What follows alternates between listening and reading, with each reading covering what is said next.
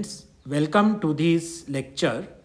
Today we are going to see the radioactive decay processes in nuclear physics. We have seen that there are different radioactive processes like the alpha decay, the beta decay, the gamma decay in nuclear physics. And let us start with alpha decay. So, any nuclear process in which alpha particles are emitted from a radioactive nuclei in order to gain stability, it is called alpha decay process. And alpha particles are nothing but helium nuclei. And helium nuclei, it is having two protons, two neutrons. So its mass number will be 4 and its atomic number Z will be equal to 2. So 2He4, this will be the representation of a helium nuclei or the alpha particles. Now alpha decay process generally occurs when the mass number A of that nuclei is greater than 140. If the nuclei is such that its mass number is greater than 140, it is a heavy nuclei, and in that case the possibility of alpha decay process is prominent. Now alpha decay process is generally represented by ZXA. It gives Z minus 2 Y A minus 4 plus a helium nuclei 2He4 plus Q. Q is some amount of energy that is released in this nuclear reaction. Now in this case, ZXA, it is the parent nuclei. It disintegrates to produce an alpha particle and another nuclei. Z minus 2 Y A minus 4, this is the daughter nuclei which is produced as a result of emission of an alpha particle. And as I mentioned earlier, 2He4, this is nothing but a helium nuclei. It can also be called as the alpha particles. And Q in this case is the amount of energy that is absorbed or released during this nuclear reaction. Now, what is a thing to be noted in this particular alpha decay process is that the mass number A in this case decreases by 4 and the atomic number Z, it decreases by 2. The Q value of an alpha decay process, or the energy that is liberated in the alpha decay process, it can be given by Q is equal to sum of two masses my plus m alpha minus mx. Now this difference is to be multiplied by c square. The basic concept which is used in calculation of this Q value is the Einstein's mass energy relation, E is equal to mc square. This is the concept which is used. Now in this case, my, it represents the mass of the daughter nuclei that is produced. M alpha is the mass of the alpha particle that is produced. Mx is the mass of parent nuclei which produces the alpha decay or which emits the alpha particles. So difference of sum of masses of the product my plus m alpha and the mass of parent nuclei, this difference is multiplied by c square, and the whatever amount of energy is obtained, that energy is the Q value of alpha decay process. Now let us see some characteristics of alpha decay process, alpha particles. Alpha particle is helium nuclei, or you can call it a doubly ionized helium atom. Helium atom may consist of a nucleus at the center with 2 electrons revolving around the nucleus. So if you doubly ionize it, means you remove these electrons one by one, then it is double ionization, and in that case whatever is left, it is the helium nuclei, and that is the alpha particle. So alpha particle is a helium nuclei. They are having positive charges. Third, of the all the emitted particles, alpha particle, beta particles, etc., alpha particle is having comparatively a large mass, and due to their larger mass, alpha particles have less penetration power. It's quite obvious that if a substance or a body is having large mass, then it cannot easily penetrate into another substance. So penetration power of alpha particle is less because its mass is large. And due to its large mass, ionization power of alpha particle is high, or it is more, because the number of collisions that can occur because of its higher mass or large mass, it may be more. So more chances of ionization. So ionization power of alpha particles is more. Alpha particles are charged positively, so they can be easily affected by electric and magnetic field. And whenever they are incident on luminescent material, they can produce the phenomena of luminescence. So alpha particles can produce luminescence. They can easily affect the photographic plate. When they are made incident on photographic plate, then they can affect the photographic plate. So this is about alpha decay process. Next we see what is the beta decay process. Any nuclear process in which beta particles, which includes the electrons, the positrons, are emitted from the nuclei of a radioactive element, that process is called the beta decay process. Beta particles emitted, it can be electrons, which are denoted by E negative. The negative sign indicates that they are having a negative charge, or they can be positrons. Positrons are denoted by E positive. It means the positrons are having positive charge, having magnitude same as that of electron, but the charge nature is positive.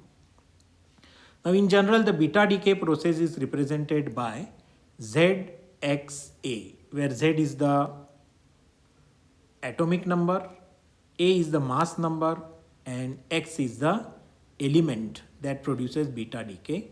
It gives another nuclei, Y, but its atomic number has changed by 1. It is equal to Z plus minus 1. Mass number is same, A, plus a beta particle.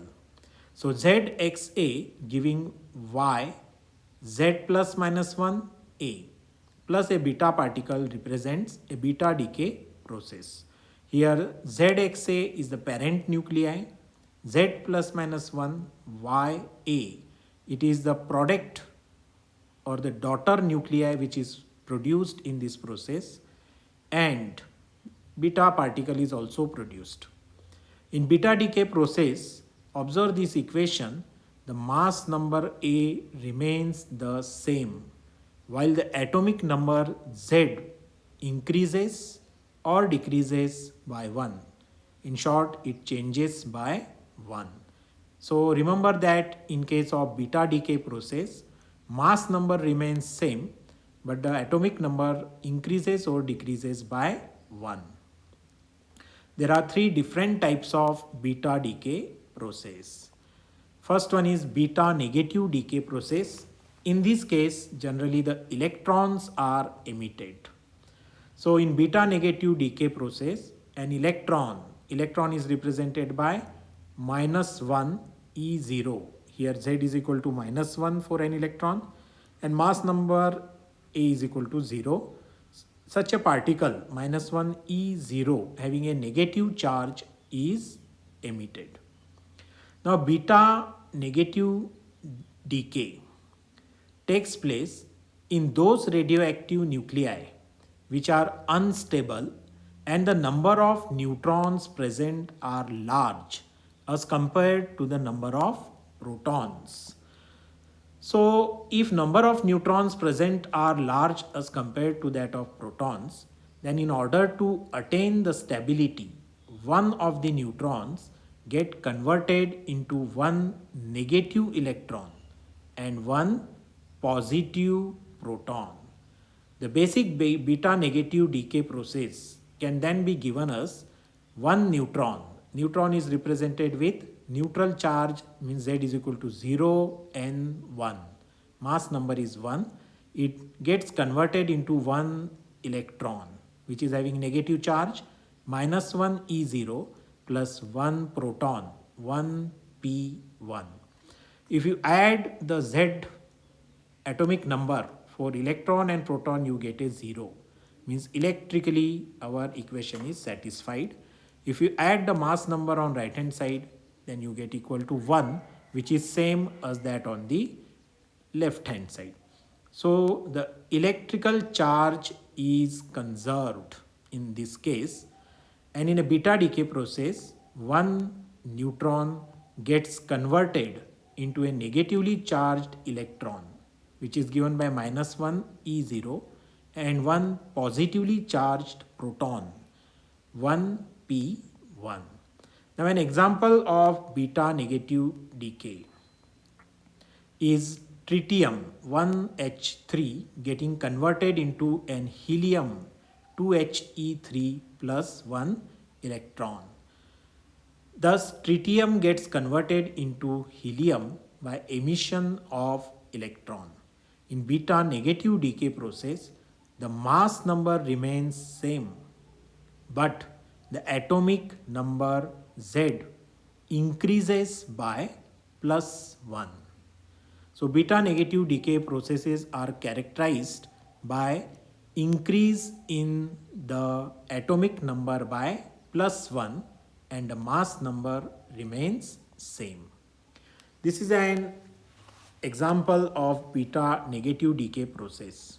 Here cobalt 60, mass number 60 and atomic number Z is equal to 27 gets converted into nickel 60 28 by emission of a beta negative particle, and during this process 1.33 MeV of energy is also emitted. So cobalt 60 27 gets converted to nickel 60 28 by emission of one electron, and 1.33 MeV of energy is released. This is an example of beta negative decay. Another beta decay process is beta plus positive decay. In this case, positron is emitted. In beta positive decay, a positron is emitted, means the positron is represented by plus 1, Z is equal to plus 1 E0, mass number is 0. It is having same charge in magnitude but of positive nature as compared to the electrons.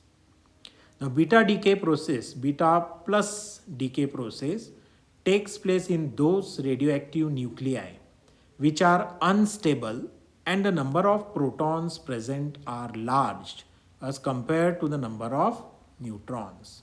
Now in order to attain the stability in this case, one proton will emit one positron and gets converted into a neutron which has no charge. Now the basic beta positive decay process involves conversion of one proton into one neutron and a positron. So one proton, 1p1, gets converted into one neutron, 0 and 1, along with emission of one positron, which is given by plus 1 E0. Mass number is 0, Z is equal to plus 1. So proton gets converted into a positive positron, that is given by plus 1 E0, and a neutral neutron, 0 and 1. Example of beta plus decay is nitrogen 13 7 gets converted to carbon 13 6 along with emission of one positron E plus 1 0.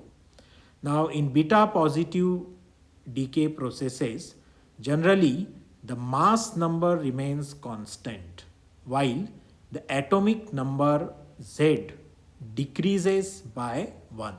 See, in this example, the parent nuclei has the mass number of 13, atomic number 7, and when a positron is emitted, the mass number remains same, but atomic number has decreased to 6. So atomic number decreases by 1 in beta positive decay process.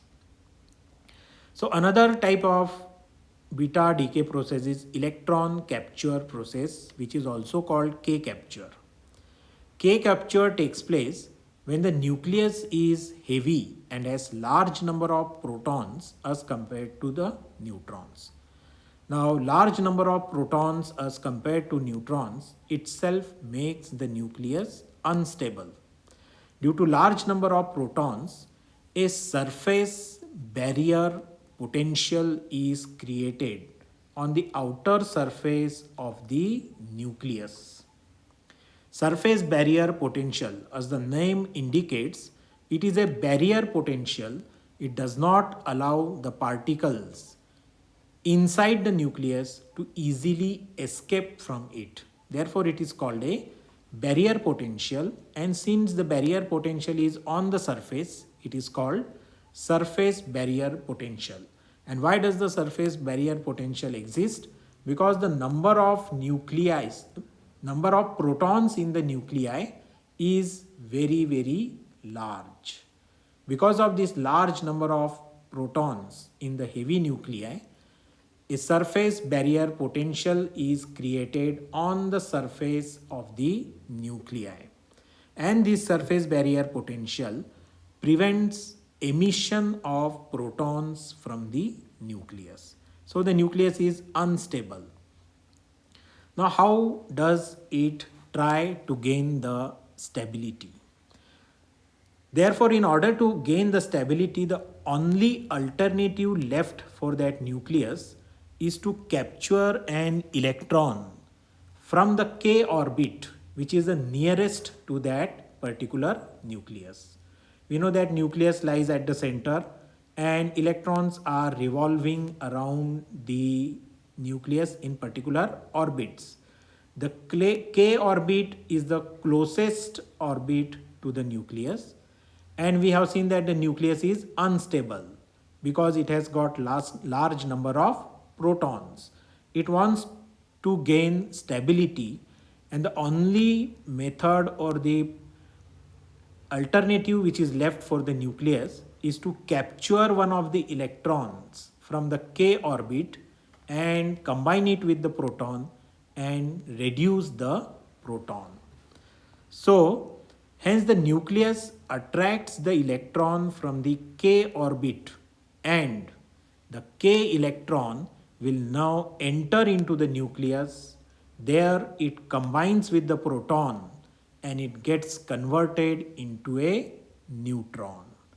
So in the K capture process, one proton and one electron is lost and electromagnetic energy is emitted along with formation of a neutron. So thus the nucleus is able to reduce its number of protons by attracting a electron from the K orbit, and therefore this process is called K capture process. Now the basic electron capture process is given by electron -1 E0 is attracted inside the nucleus and it combines with one proton 1 P1 to give one neutron plus electromagnetic energy h nu. If you observe both the sides, left hand side and right hand side, you will see that the atomic number Z on the left hand side is -1 plus 1, which is equal to 0. It gets equal to the atomic number on the right hand side, which is equal to 0 for neutron. So electrically our equation is correct. So just remember that in K capture process, one proton and one electron is lost and a neutron is created along with emission of electromagnetic energy. Example is beryllium 47 plus 1 electron gets converted into lithium 37 plus electromagnetic energy h nu. In the K capture process, the mass number remains the same while the atomic number decreases by 1. Characteristics of beta particle. The beta particles are charged particles. In case of electron, it is negatively charged. In case of positron, it will be having a positive charge of same magnitude.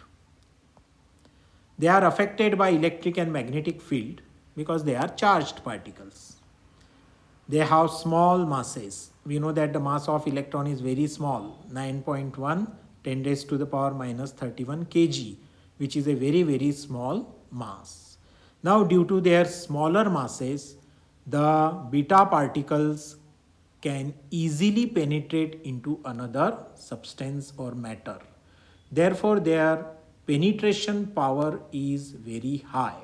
And what is the reason? The reason is that their mass is very small. Due to their smaller masses, their ionization power is very low because since their mass is very small, the number of collisions that they can have while traveling inside a matter, they are reduced. And since the number of collision is reduced, the ionization power is also reduced or it is very small. They move with relativistic speed. Relativistic speed are those speeds which are comparable to speed of light. If you say that a particle is moving with a speed 0.5 c, c is the speed of light, or 0.8 c, this speed is comparable to the speed of light, then such speeds are called relativistic speed, and beta particles can move with a relativistic speed. They can affect the photographic plate and also they can cause the phenomena of luminescence. Next radioactive decay process is the gamma decay process. Any nuclear process in which electromagnetic radiations or gamma rays are emitted is called the gamma decay process. Sometimes when a nuclear reaction takes place, then the daughter nucleus may have some energy. As we have seen in the last example that the cobalt gets converted into nickel by emission of a beta negative particle. In that case, 1.33 MeV of energy was present. Now this energy is present with the daughter nuclei. So sometimes in nuclear process, the daughter nuclei may have some energy and hence it will be in a unstable state or in an excited state. Now it will try to attain stability. In order to attain stability, the daughter nuclei having higher energy E2, suppose that higher energy is E2, it will make a transition to a lower or ground energy state having energy E1. So the daughter nuclei is present in higher or excited energy state E2. It will make a transition to lower or the ground energy state E1. In that process, the difference in energy, in this case it is E2 minus E1. This is given out in the form of electromagnetic radiations of energy h nu or in the form of a gamma ray. So consider this particular figure. Suppose that the daughter nuclei is in an excited state having energy E2. It is unstable.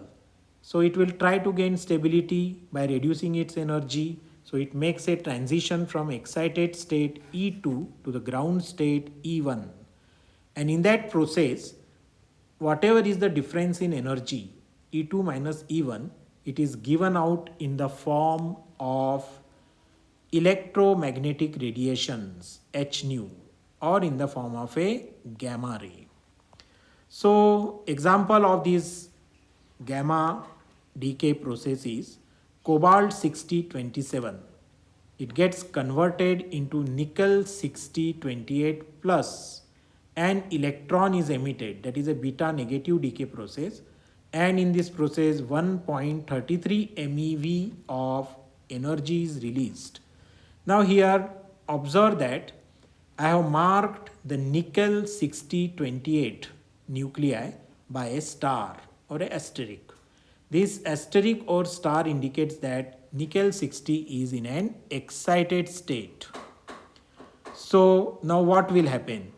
The nickel 6028, which is in the excited state, it will make a transition to the ground state and gets converted into nickel 6028 along with emission of a gamma ray of energy 1.33 MeV. So this is a gamma decay process where an excited nickel 60 nuclei makes a transition to the ground state and emits a gamma ray of energy 1.33 MeV. This is shown in this particular figure. Nickel 6028 in excited state E2 makes transition to the ground state and gets converted to nickel 6028, and in this process 1.33 MeV gamma ray of this much energy is emitted out. So this particular slide shows a brief picture of alpha decay. Here the parent nuclei emits an alpha particle which is having mass number 4, atomic number 2, and therefore the daughter nuclei is produced whose mass number is 4 less than the parent nuclei and atomic number is 2 less than the parent nuclei. This slide represents the beta negative decay. Now in this case, you will observe that carbon 14 gets converted to nitrogen 14, but the mass number remains same, but the atomic number has increased by 1 when a negatively charged beta particle, that is electron, is emitted. And this is for uranium 23592, which if it emits a alpha particle, then it produces thorium 23190, means the mass number is decreased by 4, atomic number is decreased by 2. If uranium 23592 emits a electron, that is beta negative particle, then its mass number remains same, but atomic number have increased by 1. And if there is a gamma decay process of uranium 235, there is no change in atomic number or the mass number except that a gamma ray of certain energy is emitted. So that's all about the nuclear